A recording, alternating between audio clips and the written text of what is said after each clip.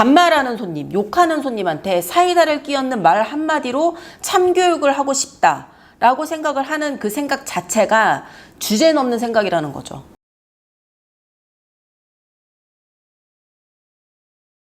안녕하세요. 18년차 네일리스트 조아라입니다. 즐기로운 네일라이프 컨텐츠로 올리거나 유튜브 라이브 방송을 하다 보면은 현직 네일리스트 분들의 고민이라든가 질문이 종종 들어오는데요. 끊임없이 들어오는 질문이 바로 손님들이 반말할 때는 어떻게 해야 하나요? 입니다. 이런 질문을 하시는 분들은 네일리스트라면 초보분들이시거나 아니면 서비스업의 경험이 좀 적으신 분들이실 텐데요. 18년째 서비스업에서 종사를 하고 있는 사람으로서 손님들을 어떤 마인드로 대해왔는지, 그리고 반말하는 손님, 욕하는 손님, 이런 손님들을 어떻게 생각하고 어떻게 대처하고 있는지에 대해서 알려드리고 싶어서 제가 이 영상을 만들게 됐습니다. 장사를 하다 보면 정말 많은 사람들을 만나게 되잖아요. 저도 18년 동안 네일을 하면서 정말 별의별 사람들을 다 만나봤어요. 그 중에는 정말 잊을 수 없는 진상도 있었고 반대로 잊을 수 없는 고마운 고객님도 계셨습니다. 그리고 그런 수많은 손님들을 만나다 보면은 안 좋은 손님들보다는 좋은 손님들이 훨씬 많아요. 그러니까 제가 아직까지도 이 일을 하고 있는 거겠죠. 근데 무난하게 젠틀하고 나이스한 고객님들보다는 그러니까 안 좋은 기억, 그러니까 흔히 말하는 진상 손님들이 조금 더 기억에 진하게 남죠. 그러면서 오랫동안 이야기거리가 되죠.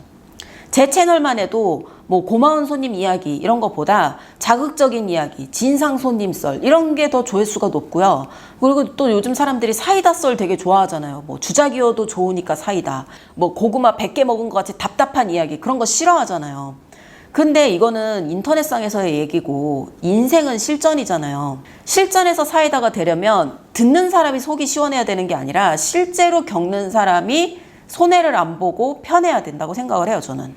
반말하는 손님한테 똑같이 반말하세요. 욕하는 손님한테 똑같이 쌍욕하세요. 이런 말이 과연 도움이 될까요? 여기는 채를 얼마야? 이렇게 물어보는 손님한테 5만 원인데 하려고? 뭐 이런 말을 했다고 쳐봐요. 그러면은 이거를 썰로 이렇게 풀잖아요. 그럼 듣는 사람들은 크크크 핵사이다 이럴 수도 있겠지만 실제로 그런 고객님이 왔을 때 할 거면 이쪽으로 앉아. 뭐 이렇게 말을 할 수가 있겠어요? 그리고 그렇게 말을 하면 손님이 하겠냐고. 우리는 서비스업이고 장사를 하는 사람들이잖아요. 그러니까 그 사람이 반말을 하든지 말든지 나는 서비스업을 하는 사람으로서 기본은 지켜야 되고 그리고 매출로 연결이 돼야 그게 진정한 나에게 이득이고 사이다인 거죠.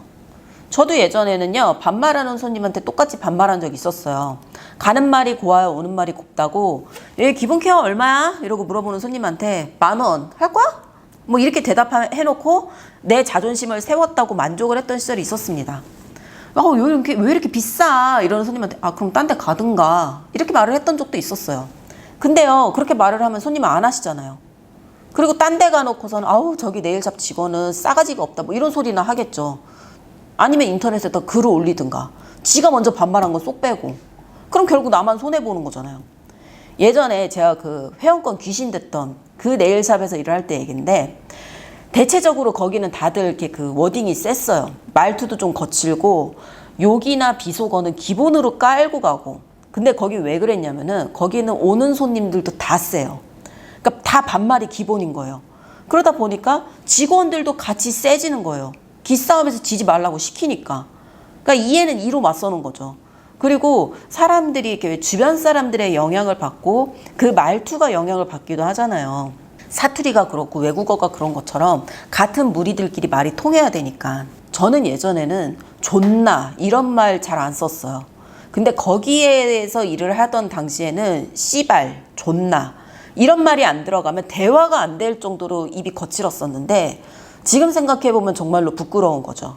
진짜 거기서 별일 다 겪었는데 직원들의 대응 중에서 14년이 지난 지금도 기억에 남는 친구가 있어요. 다른 직원들 하나도 기억이 안 나는데 걔는 정말 기억에 남고 제가 지금 우리 샵에 오시는 손님들한테도 제가 이제 가끔 이야기를 하는데 저랑 동갑이었고 메인이었던 매장의 실장이었어요. 저는 다른 매장의 실장이었고 그래서 이제 마감을 하면은 그 매출을 가지고 메인 매장에 가서 원장님한테 매출을 드리고 그리고 이제 다 같이 뭐 인사를 하거나 회식을 하러 가거나 그랬는데 그 메인 매장에 꼭 문 닫기 한 10분 전에 오는 손님이 계셨어요.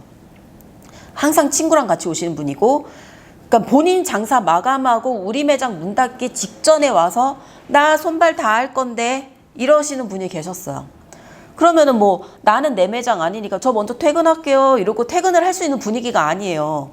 그냥 다 같이 직원들이 다 같이 달라붙어서 한 손 한 발씩 이렇게 해주는 그걸 도와줘야 되는 상황이었어요. 근데 그날은 이제 여름이었던 것 같아. 왜냐면 그 손님이 선탠을 했었고 휴가 간다고 하시고 그리고 발도 하셨으니까. 아무튼 그랬는데 저는 이제 이렇게 하고 있으면 한 손을 케어를 도와주고 저는 이제 뒷정리를 돕고 있었죠. 그 칼라 장 같은데 이제 거기를 이제 정리를 하고 있었어. 왜냐면은 이제 칼라는 한 사람이 다 발라야 되니까. 그래갖고 정리를 하고 있는데 그 손님이 그때 당시에 까맣게 선탠을 하신 분이었는데 형광 연두색 그라데이션을 하고 싶다고 하셨어요. 그러니까 엄청 튀면서 그 피부가 진짜 새까매 보이는 그 형광 연두색 컬러를 하고 싶다고 그라데이션을 하고 싶다 그랬는데 그때 그 매장 실장이었던 친구가 언니 이거 연두색으로 하면 정말 많이 튀실 텐데 괜찮으세요? 라고 물어봤던 것 같아요. 근데 그때 그 손님이 하라고 이렇게 말씀을 하셨어요. 그래서 그 친구가 형광 연두색 그라데이션을 해드렸고 그라 자체는 진짜 잘 나왔어요. 왜냐면 그 친구 진짜 실력이 좋은 친구였거든요. 근데 이제 그 손님이 이렇게 한 손을 하고 있고 한 손을 이렇게 보시고 있는데 본인이 생각하셨던 컬러랑 좀 많이 달랐나 봐요. 그래서 이렇게 말씀을 하시는 거예요. 아 씨발 존나 싸구려 같네. 야 이거 1,000원짜리 같지 않냐? 진짜 이렇게 얘기를 했었어요. 그래서 저는 그 뒤에서 이렇게 칼라장 정리를 하다가 그 소리를 듣고 옆에서 같이 정리하던 친구랑 눈이 딱 마주친 거예요.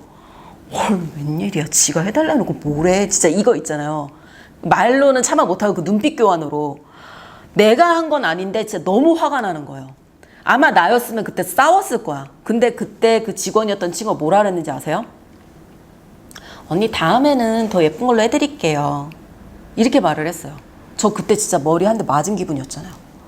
만약에 그때 당시에 저였다면 언니가 연두 색깔 해달라 그러셨잖아요. 이랬든가 지금 싸구려라 그랬어요? 뭐 이랬을 텐데 근데 그거는 지금 싸우자는 말밖에 안 되는 거잖아요. 물론 그 손님이 존나 싸구려 같다라고 말한 것 자체가 싸우자는 뜻일 수도 있는데 손님이랑 싸워서 얻는 게 뭐가 있어요. 그러니까 거기서는 다음엔 더 예쁜 컬러 해드릴게요. 그러니까 오늘은 그라데이션 추가한 거 돈이나 내고 가. 이게 답인 거죠. 저는 그때 구경을 하고 있던 제3자였잖아요. 제3자의 입장에서 봤을 때 그 직원 친구한테서는 후광이 보였어요. 시장 바닥에서 부처님 만난 기분이었어요. 진짜 같은 직원이라기보다 저게 바로 진짜 서비스의 장인이구나라는 생각이 들어서 처음으로 동갑이었던 사람한테 존경심을 느꼈던 것 같아요. 그리고 반대로 그 존나 싸구려 같다라고 말을 했던 그 손님은 어쩜 사람이 저렇게 천박할까? 입고 있는 옷 다 명품이었는데 너무 싼 티가 나는 거예요. 그리고 전혀 내 친구가 당하고 있다, 불쌍해, 답답해 이런 느낌이 들지 않고 그냥 격이 다르다. 그러니까 사람의 레벨이 다르다는 느낌? 그냥 그 상황에서 그렇게 대응을 하는 친구가 너무 대단해 보였어요. 그래서 제가 이제 그 손님이 가고 나서 저 여자 뭐 말을 저렇게 하냐 그랬어요. 내가 다 분해갖고. 그랬는데 그 친구는 냅둬 저러고 살게. 그래도 뭐 매출 올렸으니까 됐지 뭐. 그러면서 그냥 넘기더라고요. 완전 쿨하게. 그래서 저는 그 뒤로부터 손님이 아무리 반말을 하거나 도를 넘는 말씀을 하셔도 절대로 말을 놓지 않기로 했어요. 그리고 그런 사람한테 절대로 제 감정을 소비하지 않기로 했어요. 뭐 반말 찍찍하는 손님한테 사이다 먹이고 싶어요. 혹은 참교육 시키고 싶어요. 그게 될 것 같아요? 사람은요 쉽게 변하지 않아요. 말 한마디 한다고 사람이 안 변한다고요. 이런 거 많이 보잖아요. 이런 사람인 줄 알고는 있었지만 결혼하면 바뀌겠지 하고 일단은 결혼을 했습니다 하고 인터넷에 글 쓰는 사람들 많죠. 거기에 항상 달리는 댓글들 뭐예요? 사람은 고쳐 쓰는 거 아닙니다. 말이 쌍스럽고 매너 없는 사람들, 이유 없이 악플 다는 사람들, 그런 사람들이 이 사회에 돌아다니잖아요. 그거는요 그 사람의 지능이랑 가정교육에 문제가 있는 거예요. 그러니까 쉽게 말해서 그 사람들의 애미애비도 못 고쳐준 거야 그거를. 아니면 그따위로 가르쳐놨든가. 몇십 년을 그렇게 살아왔기 때문에 그 사람들한테는 아예 입에 몸에 배어버린 거고, 그리고 말이라는 거는 그 사람의 인격이 담겨있는 영혼 같은 건데 그게 고작 네일샵에 가갖고서는 한두 시간 앉아갖고 말 몇 마디 했다고 해서 그 사람이 바뀔 것 같아요? 네일리스트가 뭐하는 사람인데, 네일리스트는 손톱을 관리해주는 사람이지 인성에 문제 있는 사람들의 인성을 개조해주는 그런 사람이 아니에요. 애초에 반말하는 손님, 욕하는 손님, 그런 손님들한테 사이다를 끼얹는 말 한마디로 참교육을 시키고 싶다라는 그 생각 자체가 주제 넘은 생각이라는 거죠. 그럼 어떡하나요? 너무 억울하고 분한데. 억울하고 분하다는 그 마음 자체가 그 사람을 마음에 품고 있다는 뜻이에요. 깨끗한 내 마음에 그 더러운 사람을 왜 품고 있어요? 우리가 화가 나고 속상하고 억울하고 분하고 이런 감정은 내가 사랑하는 사람 혹은 믿는 사람, 내가 의지하고 있는 사람, 나하고 가까운 사람한테 실망을 했을 때 그게 크잖아요. 갑자기 이제 뭐 길을 가고 있는데 우리가 길을 지나가고 있는데 이게 좀 상태 안 좋은 사람이 이야 그러면서 막 이렇게 뭐 난리칠 때 있잖아요. 그럴 때 어머 저 사람 뭐야 이러면서 피하고 말잖아요. 그 사람이 나한테 소리 질렀다는 이유로 막 괴롭고 미치겠고 속상하고 분하고 복수하고 싶고 그렇지는 않잖아요. 그냥 처음에는 좀 놀랐지만 이상한 사람인가 봐 하고 피하고 뭐 좀 더 생각을 해주면 어쩌다 저렇게 됐을까 하고 좀 측은해하고 말지. 저 사람은 치료가 필요한 것 같아. 내가 고쳐줄 거야. 내가 고쳐주고 싶어. 내가 바꿔줄 수 있어. 이런 생각 하나요? 그런 생각은 보통 본인이 가깝다고 생각하는 사람한테나 하겠죠. 그러니까 처음부터 그런 사람들한테 감정을 주지 마세요. 그 사람한테 시술해주고 돈만 받아요. 대신 마음은 주지 않는 거야. 마음을 허락하지 않는 거예요. 손님한테 마음을 안 주면 어떡하냐고요? 마음은 진정한 나의 고객이 됐을 때나 주는 거죠.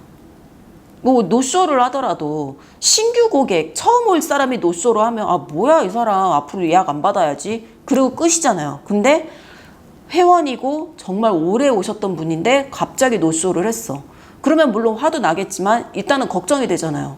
왜 화가 나고 걱정이 되나요? 그 사람이랑 보낸 시간이 있으니까. 아무리 손님과 네일리스트의 사이라도 같이 보낸 시간이 있잖아요. 그게 마음인 거죠. 근데 신규가 노쇼를 해버렸다? 그럼 뭐 예약금 받았으니까 그거 받고 바로 블락인 거죠. 그러니까 이 차이점인 거예요. 그리고 그런 사람들한테는 감정도 안 주지만 꼬투리도 잡히면 안 돼요. 아까도 말했지만 반말 찍찍하는 손님한테 나도 반말해갖고 잠깐 기분이 속이 시원해졌어. 그래봤자 뭐예요? 그 사람이 다른 샵 가가지고 저기 네일샵은 뭐 손님한테 반말하는 싸가지 없는 샵이다 이러면서 소문내면 나만 손해잖아요. 그 사람이 먼저 반말을 해서 나도 반말을 한 거다라고 하지만 그 사람이 잃을 게 뭐가 있어. 어차피 인생 시궁창인데 그 사람은.